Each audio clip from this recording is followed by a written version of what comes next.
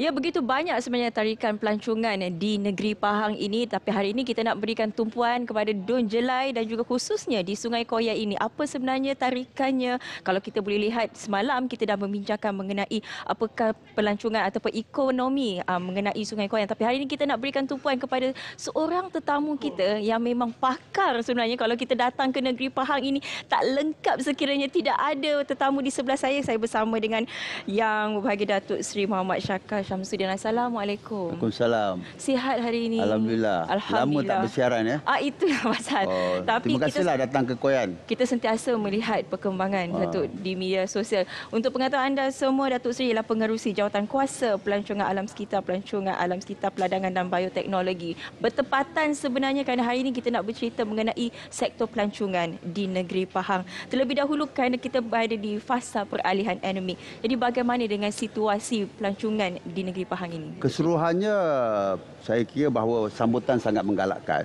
Mungkin kerana masyarakat ataupun rakyat dia dah berkurung selama 2 tahun. Dan mereka merasakan bahawa ini adalah merupakan masa dan waktu untuk mereka melepaskan kerinduan mereka, geram mereka kepada untuk mereka pergi melancong. Dan oleh kerana ada sekatan-sekatan untuk pergi ke luar negeri dan sebahagian besar daripada mereka melancong di dalam negeri. Dan secara kebetulan negeri Pahang ini adalah merupakan negeri yang mempunyai banyak produk pelancongan yang boleh kita sajikan kepada pelancong-pelancong, terutama sekali pelancong-pelancong tempatan. Kita ada gunung, kita ada tanah tinggi, kita ada laut, kita ada pantai, kita ada sungai, kita ada tasik dan macam-macam lagi lah yang ada. Jadi sebab itulah kalau kita lihat dari segi sambutannya, sememangnya saya baru-baru ni saya pergi buat survey antara 2-3 resort dan juga hotel yang menjadi tumpuan lah. Kerana kita ada program dan saya dipahamkan ada yang sampai bulan 2, bulan 3 booking. Wow. Especially on the weekend. Okay. Maknanya kalau kita datang ke Pahang ni, we just walk in. Untuk weekend ni saya mungkin tak ada bilik lah. Jadi sebab itulah sekarang ni kita dalam usaha kita untuk memperbanyakkan lagi, iaitu contohnya homestay dan sebagainya yang ianya mungkin berpusat di kawasan-kawasan yang seperti Sungai Koyan ni sebagai contoh. Sebab banyak pelancong ini they want to have an experience. Dia nakkan pengalaman makan gastronomi sebagai contoh. Ini adalah salah satu daripada produk baru yang sedang kita promote, iaitu mereka datang untuk makan. Sebagai contohnya di Romping, mereka datang mereka nak buat apa? Selain daripada mereka nak tengok, mungkin mereka nak pergi ke Tioman dan sebagainya, mereka nak rasa udang galah. Kalau dia datang ke Temeloh, dia nak apa? Dia nak makan ikan patin tempoyak. Kalau dia datang ke kawasan Sungai Koyan dan juga di Raub ni, dia nak apa? Dia nak durian. So jadi ini adalah saya cari petai tu. Petai all year round ada petai. Don't worry. So ini produk baru yang menjadi tarikan dan ada pelancong-pelancong ni yang mungkin dia day trippers. Dia datang pagi balik petang. Tetapi kita tak kira pelancong. Kita kira pelancong adalah mereka yang bermalam. Jadi sebab itulah kita kena ada juga aktiviti-aktiviti lain atau tempat-tempat yang lain yang menyebabkan mereka datang sehari ni tak cukup. They have to stay one night. Jadi bila they stay one night, kita kira mereka pelancong. Sebab itulah kalau di waktu biasa, kehadiran pelancong di Pahang ni sekitar 14 juta yang membawa apa yang kita sebut sebagai turis receipt ataupun perbelanjaan yang dibelanca oleh pelancong ni lebih kurang dalam 10 ke 12 bilion lah setahun. Tapi MCO ni tahun 2020 kita punya kehadiran pelancong 4 juta. 2021 pasal ketika itu kerajaan sikit-sikit kita buat emergency ini darurat kan. PKP darurat, bukan PKP tak ada, ini darurat. Kita hanya receive 2 million. Tapi tahun ini alhamdulillah kita boleh lihat bahawa peningkatannya agak ketara lah apabila sempadan dibuka pada bulan 4 ni. Saya setuju dengan apa Datuk Seri katakan. Kalau kita tiba-tiba datang saja mungkin tak ada tempat nak tinggal. Sebab kalau macam kami pun di Sungai Koyan ni berpusing juga nak cari homestay. Memang semua penuh. Jadi mungkin kepada penonton Selamat Pagi Malaysia yang mungkin tidak tahu apa sebenarnya keunikan dan tarikan di Sungai Koyan ni, Datuk Seri. Sungai Koyan ni adalah merupakan penempatan Felda. Saya ingat Yang Amat Berhormat Menteri Besar dah terangkan juga ya. Dan sudah tentulah ini merupakan tempat perempatan Felda yang saya sebut tadi, dia merupakan kawasan yang nyaman, aman, tenteram. Yang mana benda ni tak dapat di Kuala Lumpur, tak dapat di tempat-tempat lain. Dan banyak juga yang kita sebut sebagai pelancong ni, dia sebenarnya dia ni orang Pahang. Kan? Dia duduk di Kuala Lumpur, duduk di Pulau Pinang sebagai contoh, duduk di tempat lain. Dia tidak bekerja di sini. Tapi bila weekend dia come back. Dan kadang-kadang dia mungkin rumah mak ayah dia kecil, then dia have to sewa homestay juga. Betul. Kan? Sebab itulah kita produk-produk baru sebagai contohnya kita sedang memperkenalkan astrotourism. Astrotourism ni adalah merupakan di mana kita melihat langit yang gelap. The dark sky. Sebab dark sky ni kalau zaman dulu kalau kita tengok ahli-ahli astronomi, ahli-ahli kaji bintang, mereka menentukan timur, barat, utara, selatan ni melalui bintang. Betul. Tetapi oleh kerana pollution yang sangat teruk, terutama sekali di kawasan-kawasan pembangunan, di bandar-bandar, kilang dan sebagainya, kita tak dapat nak lihat langit yang gelap. Kita telah lancarkan bulan Mac yang lepas. Dan baru-baru ni Thailand tiru kita. Mereka baru lancarkan apa namanya astrotourism ini. Dan astrotourism ni hanya boleh dapat di kawasan-kawasan luar bandar. Kawasan-kawasan macam inilah. Sungai Koyan, Cameron Highland, Taman Negara.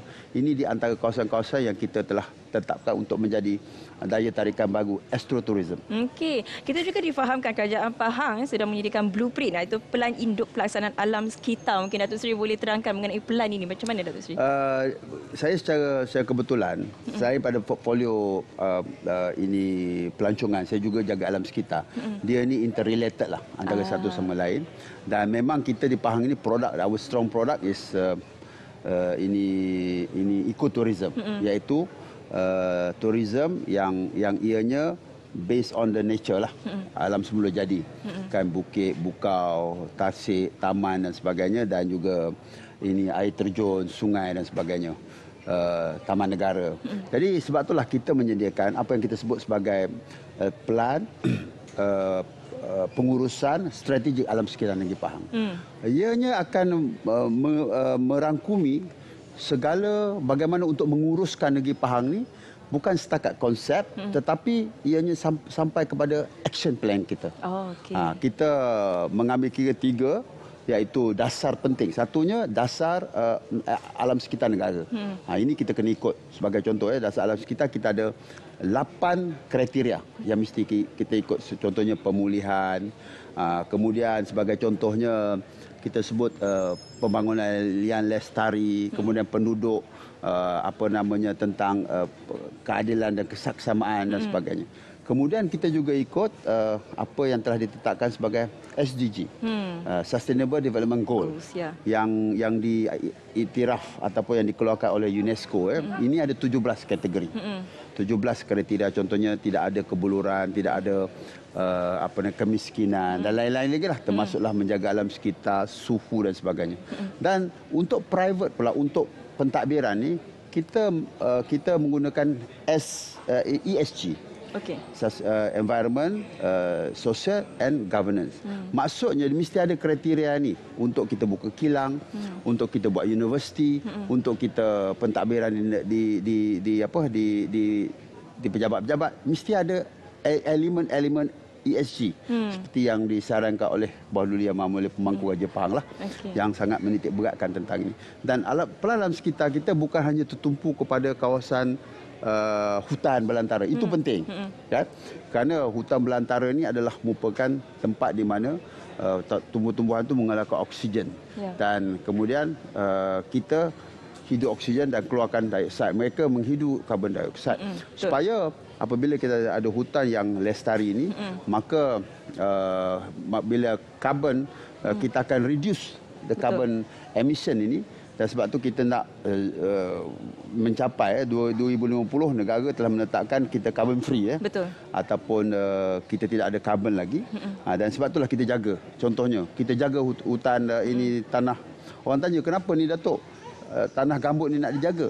Tanah gambut ni adalah merupakan tanah di mana dia ni menjadi benteng antara air masin dengan air tawar. Kan, dia ni jadi buffer. Sebab tu, dan dia boleh mengeluarkan oksigen ini, dia boleh serap karbon ini 6 kali dan 7 kali daripada pokok-pokok biasa. Datuk Seri, maaf saya nak mencelah, tapi tadi ada 3 kata kunci saya nak ambil tadi mengenai SDG, ekotourism dan juga menjaga. Ketiga-tiga ini kita boleh tumpukan kepada isu Tasik Chini sekarang ini. Apabila UNESCO ingin tarik balik, bagaimana Datuk Seri? Itu sebenarnya spekulasi. Spekulasi. Sahaja, tak ada. UNESCO tak ada cakap. Kita begini. Kita telah mendapat pengiktirafan sebagai main biosphere ataupun main biosphere di Tasik Chini. Dan kerana itulah saya nak bagi tahu bahawa kita telah pun melaksanakan, Yang Amat Berhormat Menteri Besar sendiri, dia telah memberikan arahan untuk kita melaksanakan apa yang tidak boleh kita hentikan. Pelombongan, pembalakan. Malah kita besarkan lagi kawasan apa yang kita sebut kawasan hutan simpan.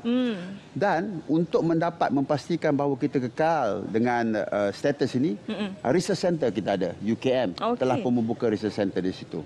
Kemudian dari segi kerajaan negeri, kita telah pun menubuhkan Majlis Biodiversity yang sememangnya dipengurusikan oleh Yang Berhormat Menteri Besar. Tujuannya apa? Untuk memastikan bahawa kita menjaga fauna dan flora yang ada di negeri Pahang. Dan kemudian kita kawasan-kawasan yang dulunya mungkin ada aktiviti pembalakan dan semua, kita dah tanam pokok-pokok semua. Maksudnya kita telah pun menepati apa yang telah ditetapkan oleh UNESCO ini, dan insya-Allah lah kita yakin dan percaya, insya-Allah kita kita sangat optimis bahawa kita kena faham antara spekulasi dengan apa yang sedang kita laksanakan. Maknanya kita laksanakan apa yang diperlukan, insya-Allah. Sebenarnya banyak lagi produk pelancongan di negeri Pahang ini. Kalau kita lihat pada kalender pelancongan Pahang 2022 ini, banyak sebenarnya aktiviti, dan salah satu aktiviti yang ada juga ialah Pesta Mengemping Padi.